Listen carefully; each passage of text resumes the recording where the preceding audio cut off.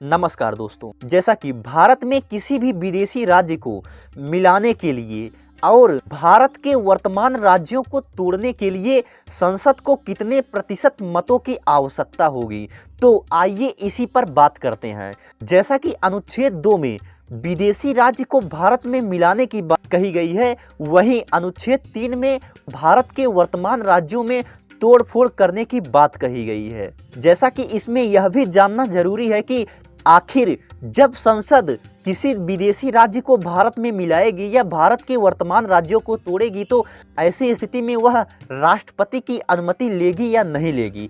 तो ऐसे में इसका उत्तर है कि वह उसके ऊपर डिपेंड करता है कि वह लेना चाहती है या नहीं लेना चाहती है। जैसा कि 368 से अनुच्छेद 2 और 3 को अलग रखा गया है। जैसा कि 368 में जो भी अनुच्छेद आएंगे उसमें राष्ट्रपति की अनुमति यानी कि राष्ट्रपति का हस्ताक्षर होना जरूरी है, लेकिन यह नियम अनुच्छेद 2 और 3 पर लागू नहीं होता है, क्योंकि अनुच्छेद 2 और 3 को अनुच्छेद 368 से बाहर रखा गया है। तो ऐसे में संसद किसी भी विदेशी राज्य को भारत में मिलाती है या भारत के वर्तमान राज्यों में तोड़फोड़ करती है, तो ऐसे में संसद के ऊपर निर्भर है कि वह राष्ट्रपति को बताती है या नहीं बताती है।